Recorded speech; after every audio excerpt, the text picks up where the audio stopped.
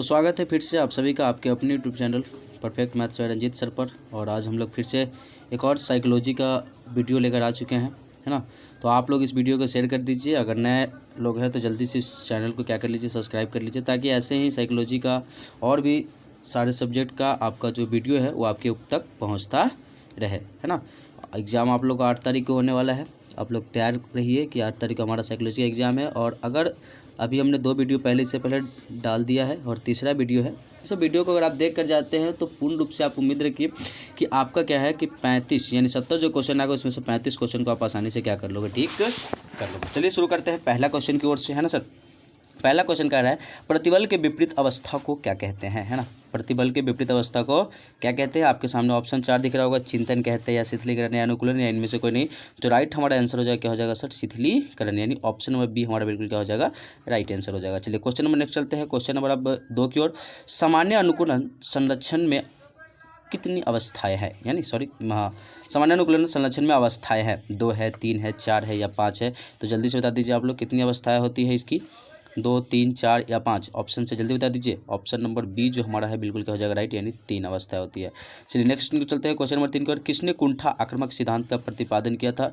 अगर आपने पिछला वीडियो देखा होगा तो उसमें भी ये क्वेश्चन था शायद, है ना। हाँ, तो जल्दी से बता दीजिए इसका राइट आंसर क्या होना चाहिए। फ्रायड है या स्किनर है, या और 2 ऑप्शन आपको सामने मिलेगा, है ना, एडलर तथा यूंग या मिलर तथा डोनाल्ड। जल्दी बता दीजिए राइट आंसर क्या हो जाएगा सर, मिलर तथा डोनाल्ड, यानी ऑप्शन नंबर डी हमारा क्या हो जाएगा, राइट आंसर। चलिए 4 नंबर क्वेश्चन को चलते हैं। सामान्य अनुकूलन संरक्षण के संप्रत्यय का प्रतिपादन किसके द्वारा किया गया है ना। ऑप्शन आपका मार्टिन सेलिग्मैन, हंस सेले, होम्स या लेजारस। जल्दी से बता दीजिए 4 का राइट आंसर क्या हो जाएगा सर। ऑप्शन नंबर जो डी दिख रहा है आपका लेजारस, वो हमारा क्या है, राइट आंसर हो जाएगा। चलिए नेक्स्ट उनके चलते हैं। Question number 5।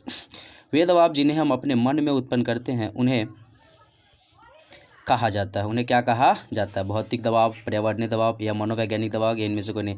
देखिए यहाँ पे क्वेश्चन में ही है कि अगर जो ऐसा दबाव जिसको हम मन में उत्पन्न करते हैं, तो मन में उत्पन्न करने इसका मतलब कौन सा दबाव है, ये आपका मनोवैज्ञानिक दबाव, यानी ऑप्शन नंबर हमारा जो 1 मिनट सर, चलिए ऑप्शन नंबर जो सी है वो बिल्कुल क्या है, राइट आंसर हो जाएगा, मनोवैज्ञानिक दबाव। चलिए क्वेश्चन नंबर 5 को चलते हैं हम लोग, 1 मिनट। चलिए क्वेश्चन नंबर 5 हो गया। 6 की ओर चलते हैं हम लोग। क्रमबद्ध असंवेदनीकरण का प्रतिपादन किसने किया था। क्या क्वेश्चन है, क्रमबद्ध असंवेदनीकरण का प्रतिपादन किसने किया था। जेबी वाटसन, लजारस, लिंडस्ले और स्किनर, साल्टर तथा ओल्पे। जल्दी से बता दीजिए 6 का राइट आंसर क्या हो जाएगा आपका, ऑप्शन नंबर डी, यानी साल्टर तथा ओल्पे इसका राइट आंसर हो जाएगा। आप लोग इस पूरा वीडियो को अगर देखते हैं तो आपको लास्ट में बताया जाएगा कि जो हम पीडीएफ जिस पीडीएफ से आप सभी को बता रहे हैं वो पीडीएफ आप कैसे आपको मिल सकता है ना। अगर आप 2 वीडियो पहले देखे होंगे तो आपको पता होगा कि पीडीएफ कहाँ से मिलेगा। अगर पूरा का पूरा वीडियो देखे होइएगा तब जाकर पता चलेगा कि आपको कहाँ इसमें का जो पीडीएफ है ये कहाँ से आपको और कैसे आपको मिलेगा। चलिए क्वेश्चन नंबर 7 की ओर चलते हैं। जब व्यक्ति अपनी आवश्यकताओं को तुष्टि के लिए बाहरी कारकों के साथ उचित समन्वय स्थापित करता है तो उसे क्या कहा जाता है। अनुकूलन, समायोजन, समन्वय या इनमें से कोई नहीं। क्या कहा जाता है, जल्दी से बता दीजिए सर। ऑप्शन नंबर जो इसमें बी है, यानी समायोजन कहा जाता है। ऑप्शन नंबर बी क्या है, बिल्कुल राइट है। चलिए 8वें क्वेश्चन को चलते हैं। विचारों, प्रेरणाओं, आवश्यकताओं एवं उद्देश्यों के परस्पर विरोध के फलस्वरूप पैदा हुई तनाव का प्रकार कहलाती है ना। दमन कहलाती है, तर्क कहलाती है, या द्वंद्व कहलाती है, या कुंठा कहलाती है। तो क्या कहलाएगी सर, ऑप्शन नंबर जो सी दिख रहा है आपको, यानी द्वंद्व हमारा क्या हो जाएगा, राइट आंसर हो जाएगा। चलिए नेक्स्ट क्वेश्चन को चलते हैं। Question number 9। तनाव के धनात्मक पहलू है, क्या है, तनाव का धनात्मक पहलू है परिश्रांति, डिस्ट्रेस, स्ट्रेस, इनमें से कोई नहीं। क्या हो जाएगा सर, ऑप्शन नंबर सी, यानी स्ट्रेस इसका राइट आंसर हो जाएगा।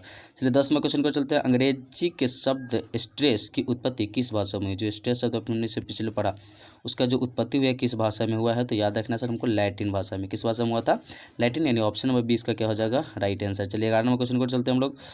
सामान्य अनुकूलन संलक्षण GAS की किस अवस्था में व्यक्ति बीमार हो जाता है ना, यानी चेतावनी, प्रतिरोध, परिश्रांति, या इनमें से कोई नहीं। जल्दी से बता दीजिए परिश्रांति, यानी ऑप्शन नंबर जो सी दिख रहा है हमारा क्या हो जाएगा, राइट आंसर हो जाएगा। चलिए 12वें क्वेश्चन को चलते हैं। इनके में से कौन सामान्य अनुकूलन संलक्षण के चरण नहीं है। चेतावनी, प्रतिक्रिया, प्रतिरोध, सहनशीलता, प्रत्याहार, क्या हो जाएगा, प्रतिरोध, जो कि ऑप्शन नंबर बी में हमारा क्या है, अवेलेबल है। चलिए नेक्स्ट को चलते हैं। क्वेश्चन नंबर 13 को। बाहरी प्रतिबलकों के प्रति की गई प्रतिक्रिया है ना, प्रतिबल है या खिंचाव है और दो ऑप्शन आपके सामने होंगे, डिस्ट्रेस है या इनमें से कोई भी नहीं है। तो क्या इसका राइट आंसर हो जाएगा सर? ऑप्शन नंबर बी जो दिया हुआ खिंचाव हमारा क्या हो जाएगा? राइट आंसर हो जाएगा। चलिए 14 नंबर क्वेश्चन को चलते हैं हम लोग। जब प्रतिबल की उत्पत्ति सकारात्मक घटनाओं से होती है तो उसे क्या कहा जाता है? यानी जब प्रतिबल की उत्पत्ति सकारात्मक घटनाओं से होती है, यानी पॉजिटिव इवेंट से होती है, तो उसे क्या कहा जाता है? डिस्ट्रेस कहा जाता है, या यूस्ट्रेस कहा जाता है, या हाइपोस्ट्रेस कहा जाता है, या हाइपर स्ट्रेस कहा जाता है? जल्दी बता दीजिए इसका राइट आंसर क्या हो जाएगा सर? उसको यूस्ट्रेस कहा जाता है। क्या कहा जाता है? स्ट्रेस। यानी ऑप्शन नंबर बी हमारा क्या हो जाएगा? Right answer. चलिए 15 नंबर क्वेश्चन को चलते हैं। जब नकारात्मक घटनाओं से प्रतिबल की उत्पत्ति होती है तो उसे क्या कहा जाता है? जल्दी बता दीजिए। डिस्ट्रेस, यूस्ट्रेस, हाइपोस्ट्रेस और हाइपर स्ट्रेस। इससे पहले था आपका सकारात्मक, क्या था? पॉजिटिव, और यहाँ पे क्या है? नकारात्मक, यानी बोले तो निगेटिव, है ना। तो आप जब सकारात्मक था तो स्ट्रेस हुआ था, आपने देखा था। तो नकारात्मक है तो क्या हो जाएगा सर? इसका डिस्ट्रेस। यानी 15 का जो राइट आंसर हो जाएगा क्या हो जाएगा? ए हो जाएगा, है ना। याद रखिए, सकारात्मक स्ट्रेस, नकारात्मक डिस्ट्रेस। चलिए क्वेश्चन नंबर 16 की ओर चलते हैं हम लोग। क्वेश्चन नंबर 16 क्या कह रहा है?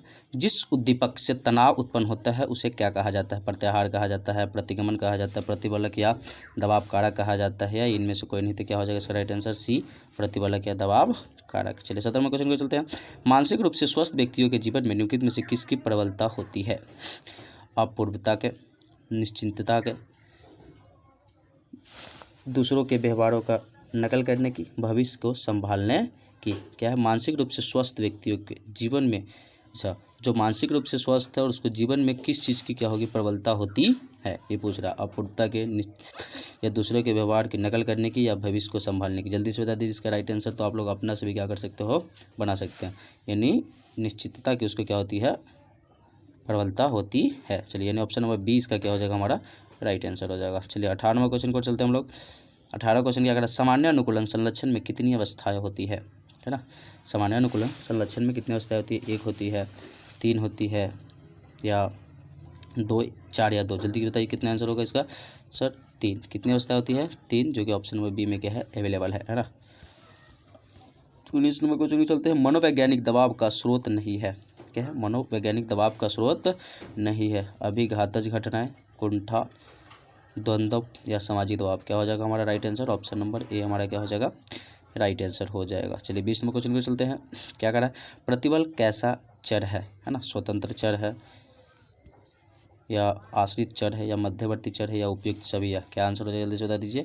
उपयुक्त सभी, यानी ऑप्शन नंबर डी हमारा क्या है? बिल्कुल राइट आंसर। चलिए 21 नंबर क्वेश्चन में चलते हैं। निम्नलिखित में से कौन रक्षा युक्ति है? अहम शक्ति है, प्रक्षेपण है, काम शक्ति है, या इनमें से कोई नहीं? क्या हो जाएगा? प्रक्षेपण। ऑप्शन नंबर बी क्या है? राइट आंसर है। चलिए नेक्स्ट में चलते हैं हम लोग।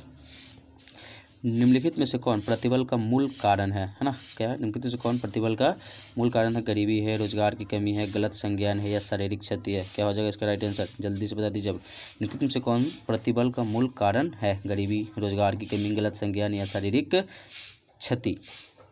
क्या हो जाएगा इसका आंसर? गलत संज्ञान, यानी ऑप्शन नंबर सी हमारा क्या हो जाएगा? बिल्कुल राइट आंसर। चलिए नेक्स्ट को चलते हैं।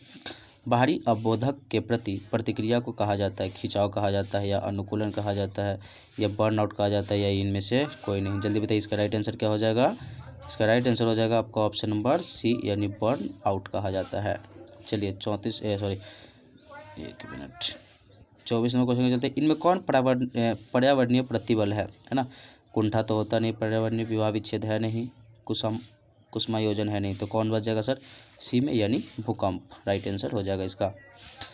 चलिए 25वें क्वेश्चन के चलते हैं। से कौन प्रतिबल एवं स्वास्थ्य के संबंध पर बल दिया है? सियर, हॉल्मस, सेली, इनमें से कोई नहीं? जल्दी से बताइए 25 का जो राइट आंसर क्या हो जाएगा हमारा? ऑप्शन नंबर ए जो है सियर, इसका क्या हो जाएगा? राइट आंसर हो जाएगा। नेक्स्ट चलिए। आधुनिक दबाव शोध का जनक किसे कहा जाता है? हैंस सेले, रोजर्स, लोजारस, या फ्रायड? क्या हो जाएगा इसका राइट आंसर? जल्दी से बता दीजिए। 26 का जो हमारा राइट आंसर हो जाएगा हैंस सेले, यानी ऑप्शन नंबर ए बिल्कुल क्या हो जाएगा? राइट। चलिए 27वें क्वेश्चन को चलते हैं हम लोग।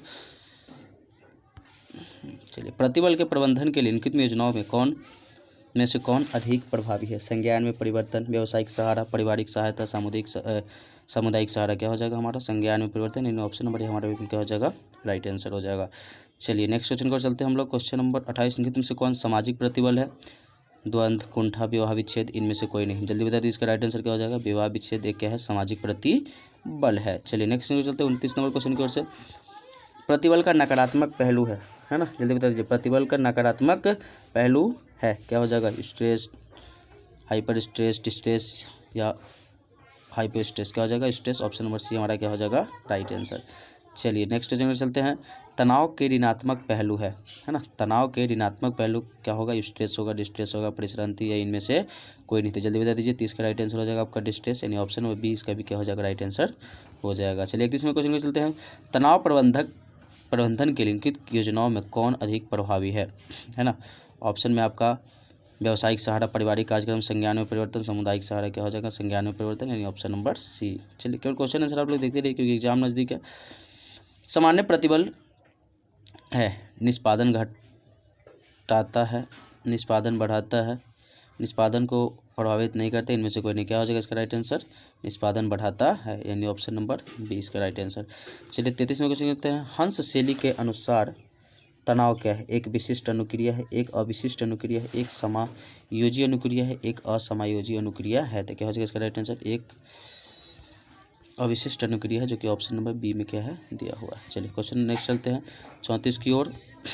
संज्ञानात्मक समायोजन का आशय है परिस्थिति के अनुसार अपना संवेग व्यक्त करना, अपने संवेग पर नियंत्रण रखना, हर परिस्थिति में समान संवेग व्यक्त करना, इनमें से कोई नहीं। क्या हो जाएगा इसका राइट आंसर? जल्दी से बता दीजिए। ऑप्शन नंबर जो ए दिया हुआ है हमारा क्या है? राइट आंसर है इस क्वेश्चन का।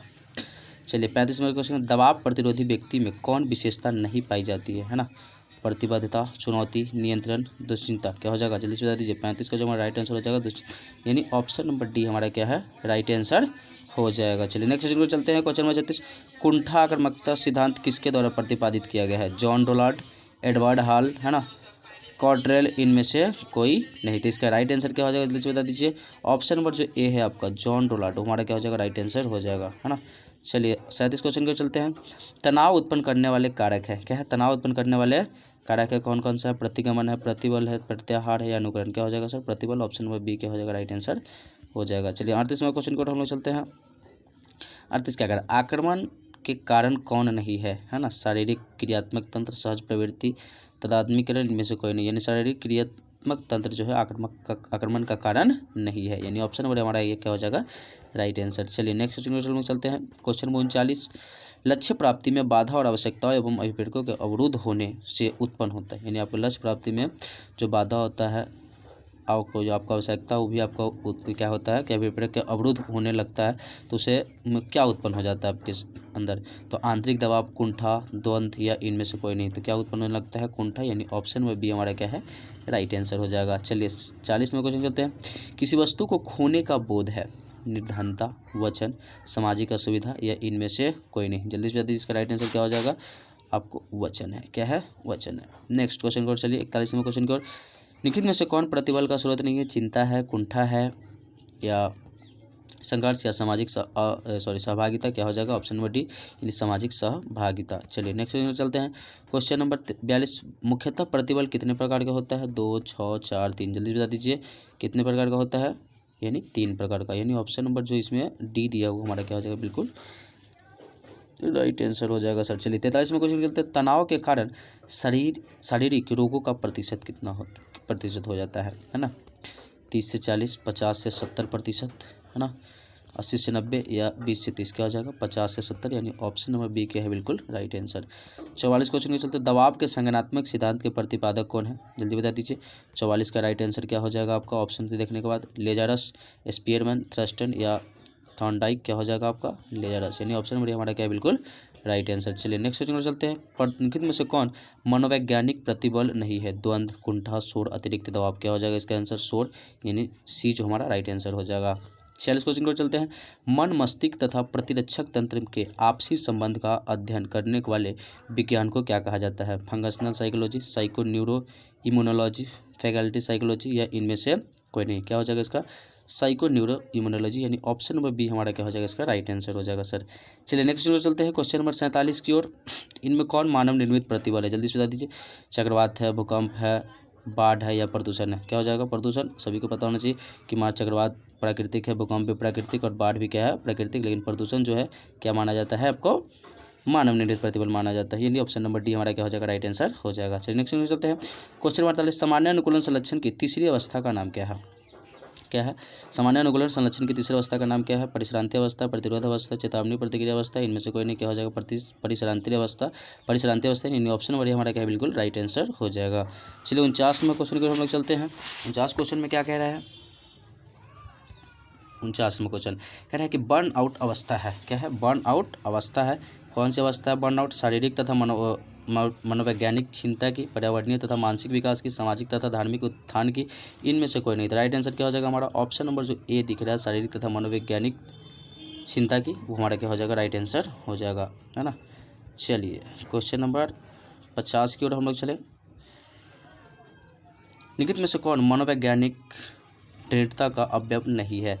ऑप्शन क्या है आपका? चुनौती है, नियंत्रण है, वचनबद्धता है, द्वंद्व है। तो क्या हो जाएगा इसका राइट आंसर? द्वंद्व यानी ऑप्शन नंबर डी क्या हो जाएगा? राइट आंसर हो जाएगा।